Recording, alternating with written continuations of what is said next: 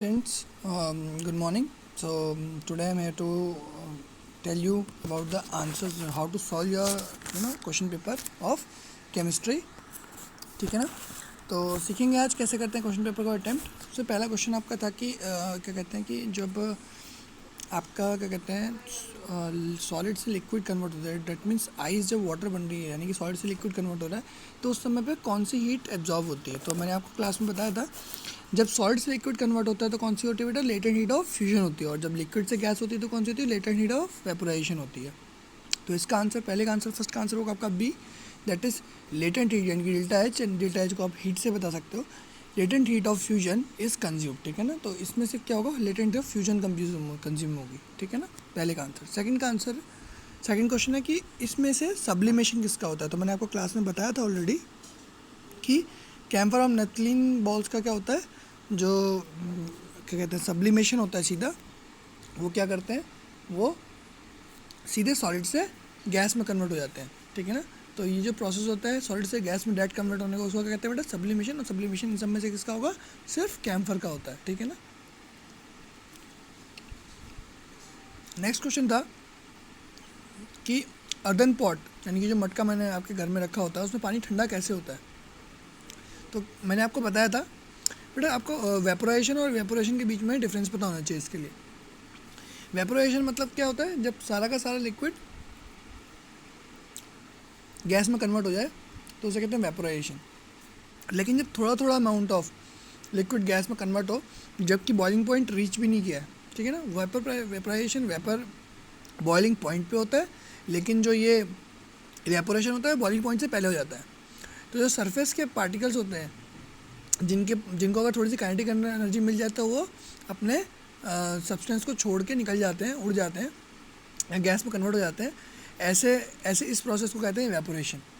तो आपका क्या होता है, मटके में जो छोटे छोटे पोर्स होते हैं, वहाँ से क्या होता है, वहाँ से आपके जो वाटर के मॉलिक्यूल्स होते हैं, वो पार्टिकल्स जो होते हैं वो बाहर निकल जाते हैं, सरफेस पे लग जाते हैं। और सरफेस को छोड़ के वो कब जाते हैं, जब थोड़ी सी भी उनको हीट मिलती है। तो वो क्या करते हैं, जो पानी के पास जो हीट होती है, जो अपने वाटर के पास जो भी हीट होती है, उसमें से हीट को क्या कहते हैं, एब्जॉर्ब कर लेते हैं और खुद बाहर निकल जाते हैं। इससे क्या होता है बेटा, आपका जैसे ही ये काम होता है तो दैट मीन्स आपका जो ये इवेपोरेशन है, ये प्रोसेस हो गया, इवेपोरेशन प्रोसेस हुआ, और इसकी वजह से क्या है, आपका मटका जो है पानी, मटके का पानी जो है वो ठंडा हो रहा है। तो क्वेश्चन यही था कि मटके का पानी ठंडा जो हो रहा है वो किस प्रोसेस की वजह से हो रहा है। तो आपको मैंने पढ़ाया था किसके प्रोसेस की वजह से हो रहा है, इवेपोरेशन के प्रोसेस की वजह से मटका आपका ठंडा हो रहा है, ठीक है बेटा। नेक्स्ट क्वेश्चन है, आपको ये पूछा गया था कि वाटर के आइसिंग पॉइंट पे, मतलब फ्रीजिंग पॉइंट पे, ठीक है ना, फ्रीजिंग या मेल्टिंग पॉइंट जो भी आप बोलो, फ्रीजिंग पॉइंट पे अगर आप नीचे से ऊपर जा रहे हो तो फ्रीजिंग पॉइंट बोल दोगे, ऊपर से नीचे आ रहे हो तो मेल्टिंग पॉइंट बोल दोगे। तो वाटर के फ्रीजिंग पॉइंट या मेल्टिंग पॉइंट पे जो है 0 डिग्री सेल्सियस पे, मतलब आपकी उसकी स्टेट क्या होगी। तो अभी थोड़ी देर पहले आपको बताया था कि अगर latent heat of vaporisation consume होगी, अगर वो ले चुका है लेटेंट ऑफ फ्यूजन, तो वो वाटर में कन्वर्ट हो जाएगा। अगर उसके पास नहीं होगी तो वो सॉलिड रहेगा। क्वेश्चन में आंसर मैंने ये लिखा है, इट इज़ नॉट डिफाइंड, हम लोग नहीं बता सकते कि उसकी स्टेट क्या होगी, क्योंकि because we don't know about the latent heat of fusion. तो और मैंने बोला भी है कि if the latent heat of fusion is consumed, if it has consumed latent heat of fusion, it is in liquid state, अगर उन्हें consume कर ली तो लिक्विड स्टेट में होगा। और एल्स अगर उन्होंने कंज्यूम नहीं करी होगी तो वो किस में होगा बेटा, सॉलिड स्टेट में होगा, ठीक है ना। ये समझ में आ रहा है बेटा आपको। नेक्स्ट क्वेश्चन नंबर 5 है, आपको कन्वर्ट करना है स्केल में, ठीक है ना, 0 डिग्री सेल्सियस को केल्विन और फ़ारेनहाइट में कन्वर्ट करना है। तो आपको इसके लिए फॉर्मूला पता होना चाहिए। केल्विन इज इक्वल टू क्या होता है, 273 प्लस डिग्री सेल्सियस में जो भी वैल्यू है उसको ऐड करोगे 273 में, तो केल्विन की वैल्यू आएगी। क्योंकि जीरो दे रखा है तो जीरो ऐड करेंगे तो आंसर आएगा 273। तो पहले वाले का आंसर होगा 273। सेकंड इज फ़ारेनहाइट का पूछ रखा है। फ़ारेनहाइट का फॉर्मूला होता है F is equal to 9/5C plus 32। यहाँ पर भी C की वैल्यू कितनी रखी, जीरो दे रखी, C की वैल्यू जीरो लिखेंगे, मल्टीप्लाई करेंगे तो 955 इंटू जीरो जीरो आएगी वैल्यू, प्लस 32 बचेगा यहाँ पर। तो फ़ारेनहाइट पे वैल्यू कितनी आएगी, 32। यानी कि अगर आप स्केल कन्वर्जन करोगे तो फ़ारेनहाइट स्केल पे 0 डिग्री सेल्सियस कितने डिग्री फ़ारेनहाइट पे मिलेगा, 32 डिग्री फ़ारेनहाइट पे मिलेगा, ठीक है। ओके, नेक्स्ट क्वेश्चन है आपका प्रेशर एंड टेम्परेचर। तो आंसर क्या आपका होता है? Pressure and temperature. मतलब जब अगर आपको क्या करना है, आपको गैस से लिक्विड या लिक्विड से सॉलिड बनाना है किसी चीज़ को, तो वहाँ पर क्या करना पड़ेगा? आपको प्रेशर को बढ़ाना पड़ेगा और टेम्परेचर को घटाना पड़ेगा। ठीक है ना? ये बात तो आपको समझ में आ रही है कि प्रेशर को इंक्रीज़ करोगे तो क्या होगा? पार्टिकल्स क्लोज आएंगे तो क्या होगा? अगर वो गैस होगा तो वो लिक्विड बन जाएगा, और लिक्विड होगा तो फिर वो सॉलिड बन जाएगा। ठीक है ना? लिक्विफिकेशन ऑफ गैस प्रोसेस में यही करते हैं ना, प्रेशर को बढ़ाते हैं और टेम्परेचर कम करेंगे। फॉर एग्जांपल आप आइस कैसे जमाते हो घर में? आप फ्रीज़र में डाले तो फ्रीज़र में क्या करता है? फ्रीज़र उसका टेम्परेचर, वाटर का टेम्परेचर कम करता है और उसको क्या करता है? लिक्विड से आइस बना देता है। ठीक है ना? तो प्रेशर और टेम्परेचर आंसर होगा इसका, कि प्रेशर जो है वो बढ़ेगा और टेम्परेचर क्या होगा? कम होगा। ठीक है ना? नेक्स्ट, ब्राउनियन मोशन के बारे में पूछ रखा है। What is Brownian motion? मैंने आपको बताया था क्लास में। ब्राउनियन मोशन वो होता है जब आपके जो पार्टिकल्स होते हैं वो जिगजैग फॉर्म में मूव कर रहे होते हैं एयर में, उसको क्या बोलते हैं? Brownian motion. तो आप लिखोगे zigzag movement shown by the gas particles in free space that enable us to smell the incense stick from the distance. एक एग्जाम्पल भी मैंने साथ में लिख दिया है कि इस ब्राउनियन मोशन की वजह से हमें क्या होता है? हमें स्टिक की स्मेल दूर से सुगंध आ जाती है। ठीक है ना? जब हमारी अगरबत्ती जल रही होती है उसकी सुगंध बहुत दूर से ही आ जाती है हमें। ठीक है ना बेटा? तो ये एक एग्जाम्पल था इसका, जो भी आपका क्वेश्चन था। नेक्स्ट आप क्या लिखोगे बेटा? नेक्स्ट आप लिखोगे 4 characteristics particle of matter. Characteristic particles of matter. ठीक है? 4 कैरेक्टरिस्टिक पार्टिकल ऑफ मैटर क्या है? पहला कैरेक्टर क्या है? Particles of matter are very very small. मैंने आपको क्लास में ऑलरेडी लिखवाया था, आपकी पहली क्लास से ही शुरू करा था मैंने कैरेक्टरिस्टिक्स के बारे में। तो वो जो 4 बातें बताई थी, उन 4 बातों को लिखना था बस।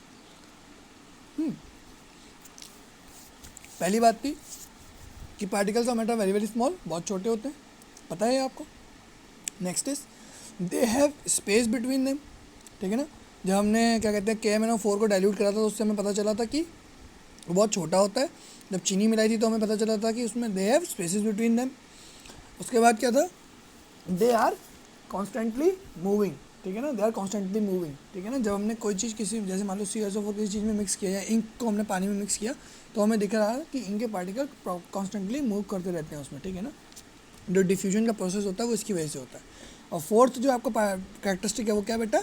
The particle of matter attract each other, जिसकी वजह से वो बाउंड रहते हैं। जैसे क्रिस्टल बना रहता है, कुछ भी बना, कोई भी चीज़ सॉलिड में रहती है तो क्या होता है? पार्टिकल्स आपस में एक दूसरे के बीच में क्या करते हैं? Attraction of force of attraction लगा रहे होते हैं, जिसकी वजह से वो एक के साथ एक लगे रहते हैं, चिपके रहते हैं। ठीक है ना? तो ये हमारी 4 प्रॉपर्टीज़ थी, कैरेक्टरिस्टिक थे। ठीक है ना? और पार्टिकल्स थे, तो ये हमें लिखने थे। जिन 4 बातों को लिख के आपको फुल मार्क्स मिल जाएंगे। ठीक है ना? क्वेश्चन नंबर 9, अभी थोड़ी देर पहले बताया था कि प्रेशर इंक्रीज़ होगा तो गैस से लिक्विड, लिक्विड से सॉलिड जाएगा, और टेम्परेचर डिक्रीज़ होगा तो भी गैस से लिक्विड, लिक्विड और लिक्विड से सॉलिड जाएगा। ठीक है ना? तो पूछ रखा है क्या होगा? प्रेशर इंक्रीज़ करने में क्या होगा? लिखा हुआ है pressure increases the particle will come closer and space between them is reduces and its state changes from gas to liquid to solid। और मैंने लिख दिया कि सॉरी, टेम्परेचर इंक्रीज लिखा है, टेम्परेचर की जगह यहाँ पर प्रेशर इंक्रीज लिखेंगे, प्रेशर इंक्रीज। ठीक है ना? Next is if the temperature decreases the space between the particles also decreases, that is kinetic energy reduces and state changes from gas to liquid to solid. फिर से वही हुआ, जैसे temperature कम करता है गैस से लिक्विड से सॉलिड की तरफ जाते रहा। ठीक है ना? क्वेश्चन नंबर 10 में आपको मैंने दिया हुआ है क्वेश्चन कि आपको क्या करना है? सॉलिड, लिक्विड और गैस के बीच में क्या करना है? आपको डिफ्रेंशिएट करना है, और मिनिमम 5 प्रॉपर्टी है जिसके बेस पे आपको डिफ्रेंशिएट करना है। मैंने आपको 7-8 प्रॉपर्टी लिखवा रखी हैं। ठीक है ना? तो वो 5 प्रॉपर्टीज़ आपको लिखनी है और डिफ्रेंशिएट करके बता देना है कि सॉलिड, लिक्विड, गैस की ये प्रॉपर्टीज़ हैं। ठीक है बेटा? तो इसके लिए आपको क्या करना है? अपनी कॉपी में ही, मैंने आपको टेबल बनवाई है, आपकी कॉपी में, सबकी कॉपी में टेबल बनी होगी। ठीक है ना? उस टेबल को रेफ़र करेंगे, उस टेबल को देखेंगे और सारी की सारी प्रॉपर्टीज़ लिख देंगे कि फ्लूइडिटी, रिजिडिटी, वॉल्यूम, ठीक है ना, वॉल्यूम कैसा होता है, मास कैसा होता है, ठीक है ना, शेप कैसी होती है, डेंसिटी क्या है, ठीक है ना, ये सारी बातें आपको देखनी है और बताना है, ठीक है बेटा। तो इन पांच प्रॉपर्टी के बेसिस पे कोई भी इनमें से 5 प्रॉपर्टी जो है उसके बेसिस पे आप क्या कर सकते हो, आंसर बता सकते हो, इसका आप आंसर लिख सकते हो, ठीक है ना। तो आपको करना है ये सॉल्व, मतलब आपको बताना है, ठीक है ना, ये आपको बताना है, कोई मुश्किल काम नहीं है, इजी है बहुत, ठीक है ना। सॉलिड लिक्विड्स गैस के बीच में डिफरेंशिएट करना कि वो कंप्रेस हो सकते हैं नहीं हो सकते हैं, डेंसिटी को ले लेंगे, ठीक है ना, फ्लूइडिटी के बारे में बात करेंगे, रिजिडिटी के बारे में बात करेंगे, वॉल्यूम के बारे में बात करेंगे, शेप को ले लेंगे, ठीक है ना। मैंने आपको काफ़ी सारी क्या कहते हैं प्रॉपर्टीज़ लिखवाई थी, उनको यूज़ करेंगे। तो बेटा जो मैंने आपको ये आंसर्स बताए हैं, ये आंसर्स आपकी कॉपी में सॉल्यूशन एक होना चाहिए, फेयर कॉपी में ही होगा। हॉलीडे होमवर्क के बाद भले कर लो चाहे पहले कर लो, कोई फ़र्क नहीं पड़ता आपको, चाहे आगे करो चाहे पीछे करो, लेकिन ये आपकी कॉपी में सॉल्व होना चाहिए पूरा पेपर, ठीक है ना। और इससे आपको ये पता भी चल जाएगा कि आपने कितने मार्क्स का अटैम्प्ट करा है, आपको कितने नंबर मिलेंगे, ठीक है बेटा। Thank you and all the best for your summer vacations, do study hard, ठीक है ना, do your work and be prepared for to come back and study again, ठीक है ना। थैंक यू बेटा।